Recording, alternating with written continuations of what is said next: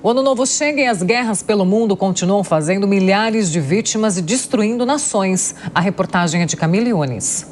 2024 se foi, mas não deixou para trás conflitos armados complexos, que continuam em 2025, ganhando novos desdobramentos e fazendo milhares de vítimas pelo mundo. Na Europa, desde 2014, Rússia e Ucrânia protagonizam o acirramento de tensões. Na ocasião, o território ucraniano da Crimeia foi anexado pelos russos ao mesmo tempo em que ocorriam ações de grupos separatistas no leste da Ucrânia. Mas foi em fevereiro de 2022, com uma incursão maior sobre o território de Kiev, que a guerra eclodiu. As justificativas passam desde uma possível entrada da Ucrânia na OTAN, como também a desmilitarização do país por parte da Rússia. Segundo o Wall Street Journal, são mais de 1 milhão de mortos e feridos neste conflito. O número de desabrigados é grande. Mais de 6,5 milhões de ucranianos têm procurado refúgio em outros países da Europa, enquanto cerca de 4 milhões procuram abrigo dentro da própria Ucrânia. Para o professor de Relações Internacionais Vladimir Feijó, um cessar-fogo ainda não deve ocorrer tão cedo. Fechando 2024, mais de 2 anos do conflito, o que a gente espera para 2025 é uma guerra prolongada, seguindo tendo cada vez mais mortes de civis, ataques de destruição, inclusive de infraestrutura, tanto de transporte quanto de energia elétrica e eventualmente até instalações residenciais, não só em território ucraniano, como também em território russo. Desde que o conflito armado começou, 2024 foi o ano com maior movimentações de tropas e invasões territoriais, tanto do lado russo quanto do lado ucraniano, e ganhou mais intensidade no final do ano, com a inclusão de tropas da Coreia do Norte no exército russo, como lembra a professora de Relações Internacionais da Unievangelista, Mariana Maranhão. Foi uma grande diferença dos conflitos que começaram nos anos anteriores, porque em 2024 a Coreia do Norte mandou militares norte-coreanos para o conflito ali na região da Ucrânia com a Rússia. Então nós estamos falando de um outro país diretamente envolvido, não somente enviando armas, mas enviando pessoal para a luta mesmo. Como forma de tentar impor um fim no conflito, a comunidade internacional tem aplicado sanções à Rússia. Desde o início da guerra, foram mais de 16 mil. De acordo com a União Europeia, 70% dos ativos dos bancos russos foram congelados. Essa movimentação de tentar asfixiar o Kremlin financeiramente deve continuar, como lembra o professor de Relações Internacionais, Vladimir Feijó. O que a gente tem certeza é que novas sanções econômicas devem ser aplicadas à Rússia, a setores econômicos, a pessoas russas e, de alguma forma, os países que têm mantido contato com a Rússia podem sofrer com isso. Então, como a economia global está interdependente, na medida em que haja maior envolvimento da OTAN e dos países da OTAN nessas sanções, os demais países vão ter que se posicionar. Os Estados Unidos desempenham um papel importante no conflito e têm apoiado a Ucrânia. No entanto, a chegada de Donald Trump à Casa Branca pode trazer novos contornos para o conflito, uma vez que o republicano tem boas relações com o presidente russo Vladimir Putin.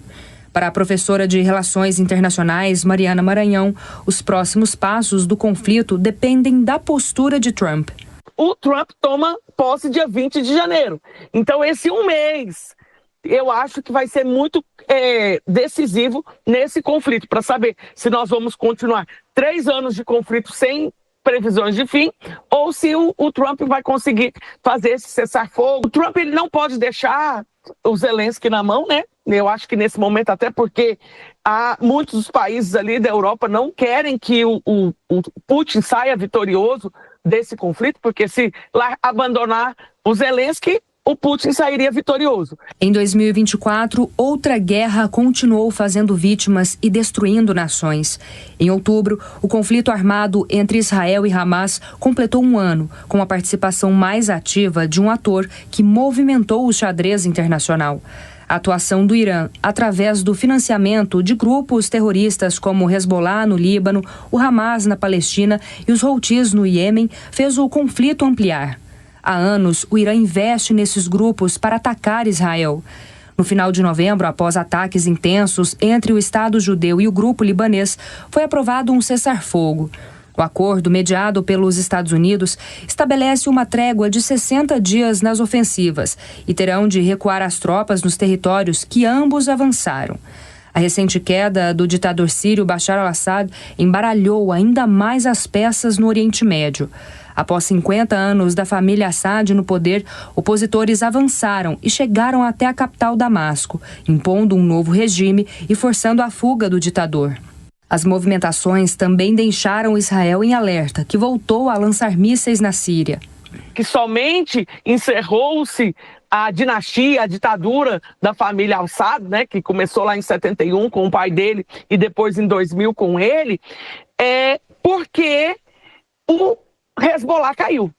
Ah, mas por que isso? Porque nós sabemos que o Hezbollah era um dos apoiadores do governo da Síria e quando o Hezbollah cai, a Síria fica instável, por isso que o grupo hoje, HTS, né, que é o grupo de libertação da Síria, esse grupo que está um governo de transição ali, conseguiu tomar o poder. O retorno de Trump também pode, neste conflito, alterar o curso da guerra. Mas neste caso, diferente do conflito entre Rússia e Ucrânia, os Estados Unidos têm um aliado claro e se colocam como apoiador de Israel desde a criação do Estado judaico. O professor de Relações Internacionais, Vladimir Feijó, diz que as projeções para o fim do conflito não são positivas. Mas eu não tenho bons olhos nesse conflito do Oriente Médio. A minha expectativa é que tenha um misto de tentativa de sobrevida governamental do Benjamin Netanyahu, exatamente porque a sua base eleitoral deseja um domínio israelense sobre os povos não judeus naquela região, querem se sentir seguros com essa sensação de segurança. De outro lado, tem essa situação de que enquanto tem guerra, todos os processos judiciais contra ele vão andar bem devagar, exatamente por essas perspectivas de que precisariam ter unidade nacional para garantir a segurança nacional. E o terceiro elemento é esse sonho mesmo, um tanto quanto messiânico, de eventualmente conseguir a expansão territorial. As duas guerras, tanto na Europa quanto no Oriente Médio, têm algo em comum. O uso que países como Rússia e Irã fazem de grupos paramilitares africanos, influenciando e financiando, inclusive, conflitos locais. Que estão crescendo ali na região da África, como o Al-Shabaab e o Boko Haram, que são grupos violentíssimos que têm apoio direto do Irã e da Rússia. A África é um território, um continente que, desde a sua independência, tem muitos conflitos, como eu mostrei essas 4 fases, e agora são conflitos financiados por ideologias muito relacionadas à questão do Irã. Em áreas ao sul do deserto do Saara, países têm derrubado governos e buscado apoio em potências econômicas. Buscam apoio de outros países potências. A primeira referência era a Rússia, mas eu não duvido aparecer aí uma influência cada vez maior da China, potencialmente, quem sabe, da Turquia ou até do Irã, querendo demonstrar a capacidade tecnológica ou a eficiência dos seus soldados ou dos seus armamentos. A professora Mariana Maranhão traz ainda uma reflexão, apontando que em um contexto de guerra, a ética e a moral do Estado são diferentes das do ser humano.